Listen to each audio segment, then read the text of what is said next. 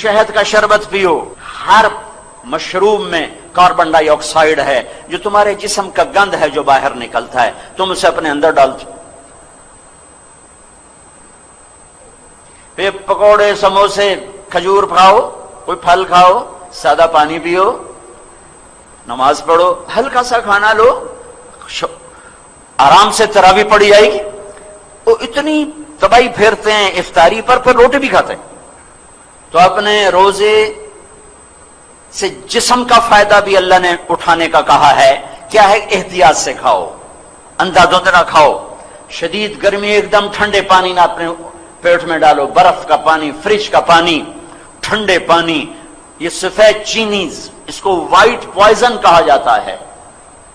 ساری دنیا میں دیسی چینی زیادہ مہنگی ہے اور یہ سستی ہے. یہ تمہارے جسم کا زہر ہے. یہ اپنے نبی کی سیرت پڑھو، میرے نبی کھانا کیسے کھاتے تھے تو تمہیں اندازہ ہوگا کہ میرے نبی نے زندگی کیسے گزاری. صحت کے، میں نے ایک ڈاکٹر کو چارٹ بتایا طب نبوی میں سے کہ یہ میرے نبی کا چارٹ ہے، اس کے ساتھ یہ کھاتے تھے، اس کے ساتھ یہ نہیں کھاتے تھے. مجھے اب یاد نہیں ہے، کبھی لمبا چوڑا تھا. وہ ڈاکٹر سے کہنے لگا جو آدمی اس چارٹ پہ عمل کرے، کوئی تقدیروں ہرے ہوئے تو ہرے ہوئے بیمار نہیں ہو سکتا. کوئی اوپر سے آزمائش آ جائے تو الگ بات ہے، یہ چارٹ پہ چلنے والا بیمار نہیں ہو سکتا.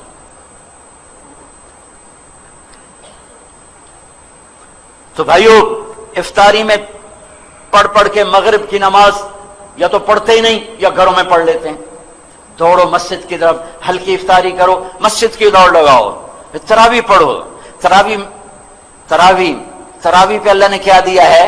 جس نے تراویح کو ادا کیا رمضان میں اس کے پچھلے سب گناہ معاف ہو.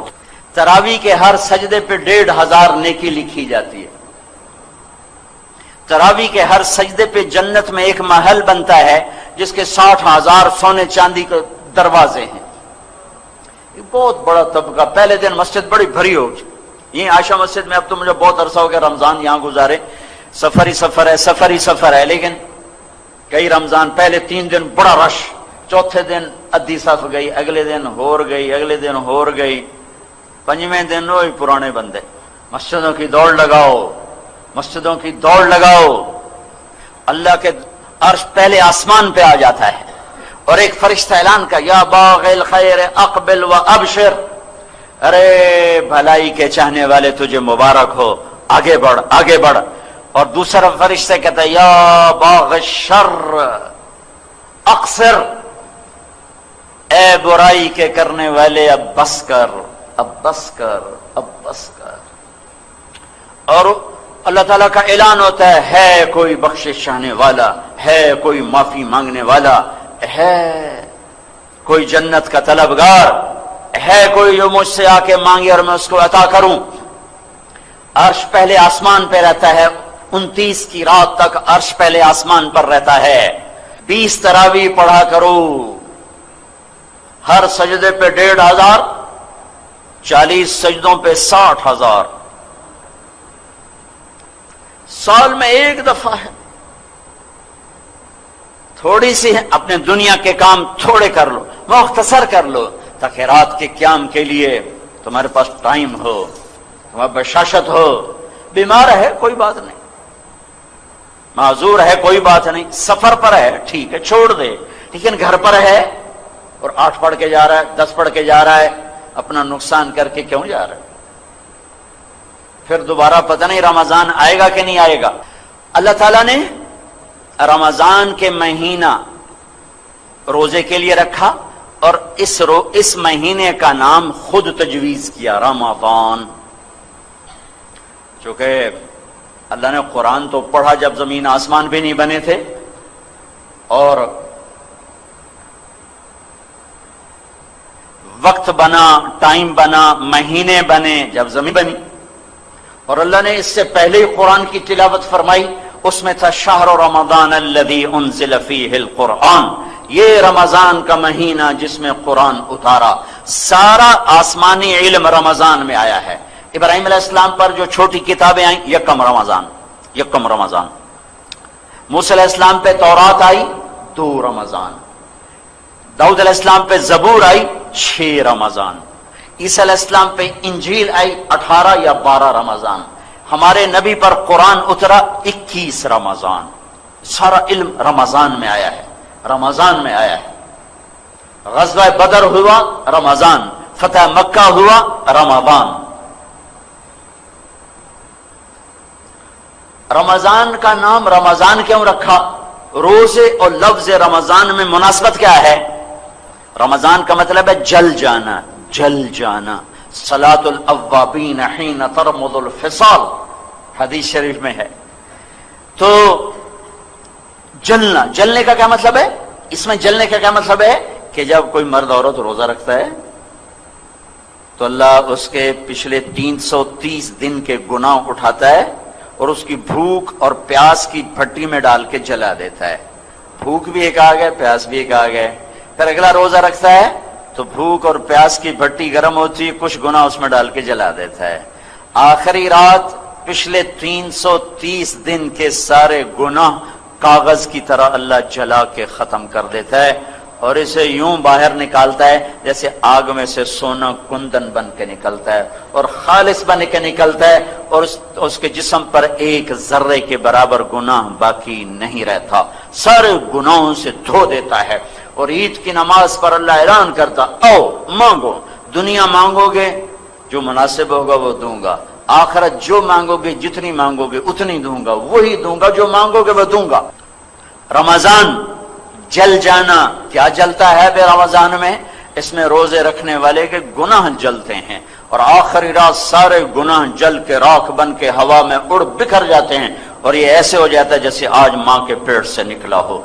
इसलिए उलमा कहते हैं रमजान के बाद की मौत बड़ी मुबारक मौत है कि अभी गुनाहों का खाता खुला नहीं और हो गया। और जो रमजान में मरा उसका कोई हिसाब नहीं, जो जुमे की रात मरा उसका कोई हिसाब नहीं।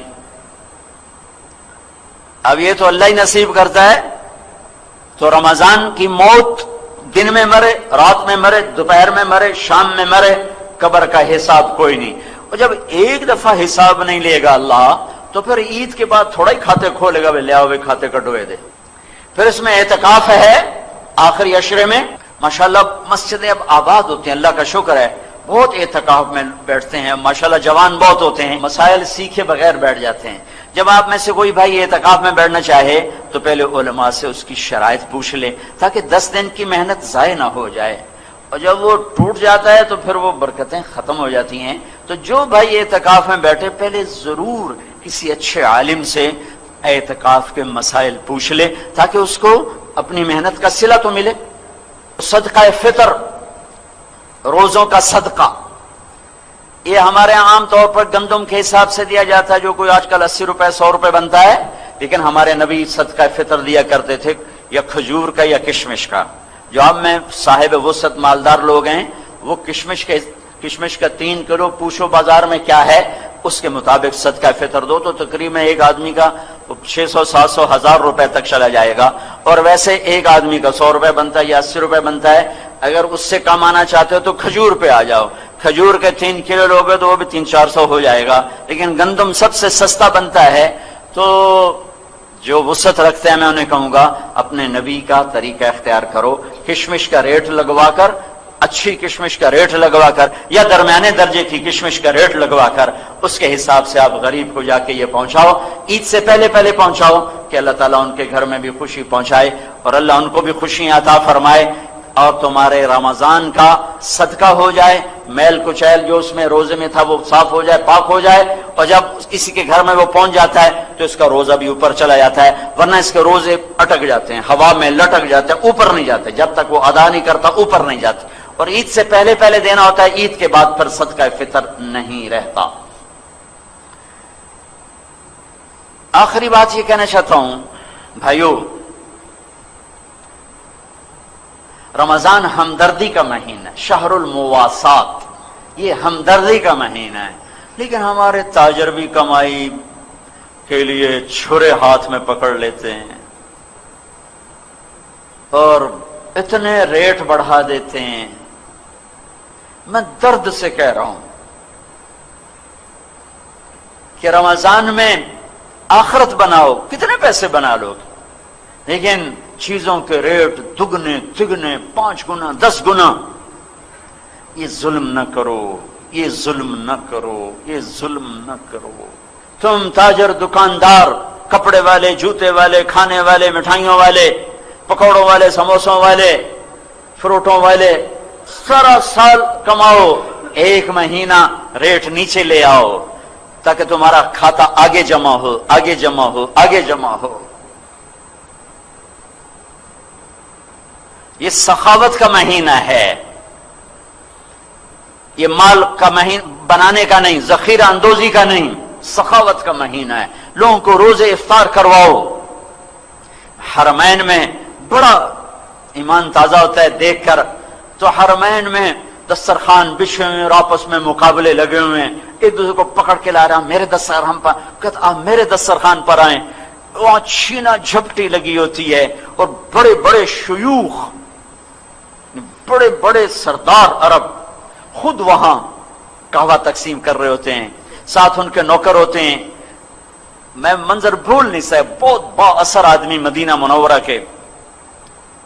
تو ان کے خادم بھی بھاگ رہے تھے پکڑنے کے لیے اور وہ خود بھی بھاگ رہے تھے. ہم داخل ہوئے، وہ کسی اور کی طرف بھاگے تو انہوں نے اپنے خادموں کو اشارہ کیا، ان کو پکڑو، ان کو پکڑو، یہ جانے نہ پائیں. یہ مہینہ تو سخاوت کا مہینہ ہے. ہم عرب کی سخاوت کو نہیں پہنچ سکتے، کوئی شک نہیں. اجمی بخیل ہوتے ہیں، عرب سخی ہوتے ہیں.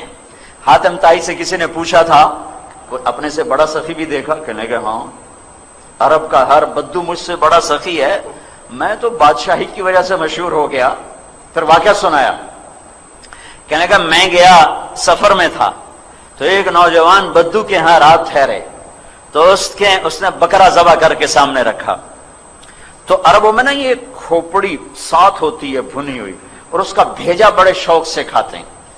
تو کہنے لگے میں نے جو مغز کھول کے کھایا، تو میں نے کہا یار مغز بڑا مزیدار ہے. تو نوجوان اٹھا اور آ کے سریاں کاٹ کاٹ کے مغز نکال کے کھلاتا رہا، پکا کے کھلاتا رہا. جب میں صبح اٹھا تو میں نے دیکھا اس نے 100 بکریاں ذبح کر کے صرف ان کی سریاں کاٹ کے بھون کے ہمیں کھلا دی تھی. اور میں نے اس سے کہا اے نوجوان تیری جائیداد کیا ہے؟ کہ یہی جو پڑی ہو جو دیکھ رہے ہو، 100 بکری، کہ یہی میری جائیداد تھی. ارے